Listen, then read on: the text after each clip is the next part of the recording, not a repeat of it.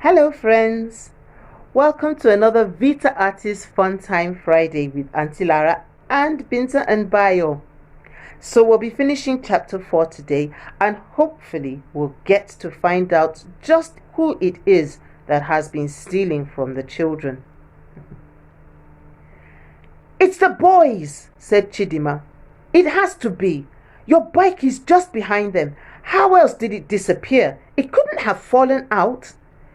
It's not us, Hussein jumped up. We've not been anywhere near Naomi's bike or bag. The boys began to angrily defend themselves, while the girls all insisted that it just had to be one of them that had removed the bars of chocolate from Naomi's bag. We don't even need your chocolate, stormed Hassan. I brought along plenty of goodies for my guys. And with that, he stood up and marched across to his own bike.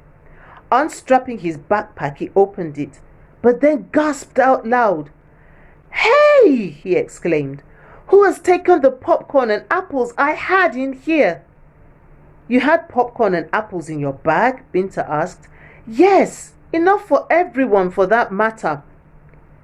You guys should look through your bags properly.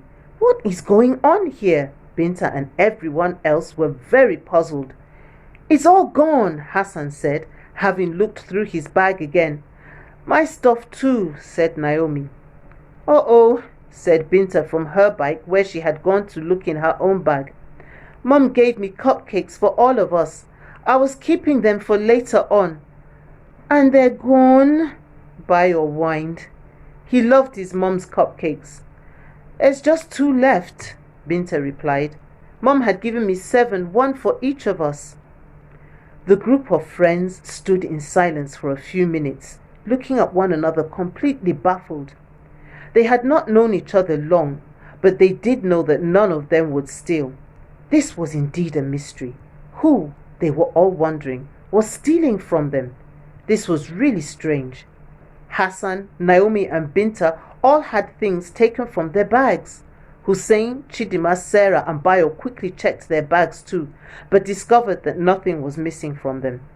It didn't take them very long to deduce that whoever had done the stealing had chosen to do so from the bags on the bikes that were parked the closest to each other. It obviously must have been easier for the person to quickly and quietly sneak things out of those bags. Okay, said Binta finally, which one of you is playing a prank here? Everyone remained quiet. Hussein, she turned to the younger twin, who was the very playful type and who was always clowning and playing tricks on them, but he shook his head. I know I get up to a lot of mischief, he said, but I have nothing to do with this. Why don't we look around? We might find traces of our stuff and some other clues that will help us solve this mystery, suggested Chidima. The others agreed that that was a good idea. Okay, said Binta, taking charge. Bayo and Hussein, you boys look around there up the road. Chidima and Naomi, you check along the bushes. Sarah and I will check inside Sarah's compound. And me? Asked Hassan. Yes, I was about to say that you should hide just over there behind the dustbin. Whoever the thief is might just decide to come steal some more once they think we've all gone off somewhere else. With that, they all set off in search of anything that might help them discover how their things have been taken away, almost from right under their noses without their noticing. Hassan headed for the dustbin and crouched down behind it in a way that he could not be seen but could see the bikes where they were parked. The dustbin wasn't full. Still, it wasn't too pleasant having to stay behind it. And as he was fidgeting about, trying to get a bit more comfortable, his eye caught a swift movement across where the bikes were. What was that? He whispered to himself. He peered out from behind the bin. The bag on Sarah's bike was open. He was about to raise an alarm when he saw a skinny little boy, shabbily dressed, dart towards the bike, take something from the bag, and in a split second practically disappear again. Hassan gasped in surprise. He watched for another few seconds, but the little boy didn't return. He jumped up from behind the dustbin and ran towards the bikes. Binta and Sarah came out of Sarah's house just as he got there. I saw him, Hassan panted. Yes, we saw him too from behind the gate, said Sarah. That's why we came out. He's the son of the gateman in that house there across the road. She pointed to a house on the other side of the road, almost opposite hers.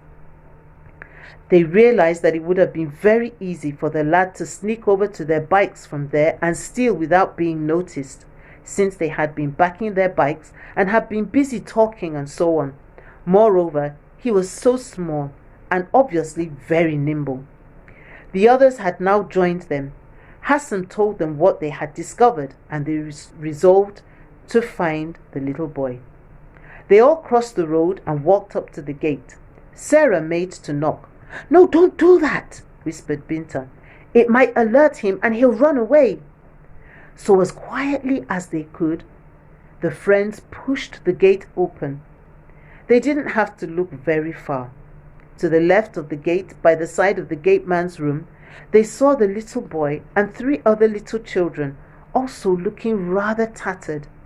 They were all busy eating the cheese balls from Sarah's bag as quickly as they could.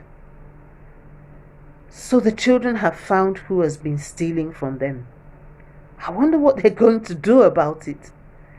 What do you think they'll do about it? What would you do if you discovered that things had been stolen from you and then actually found the person who had been stealing?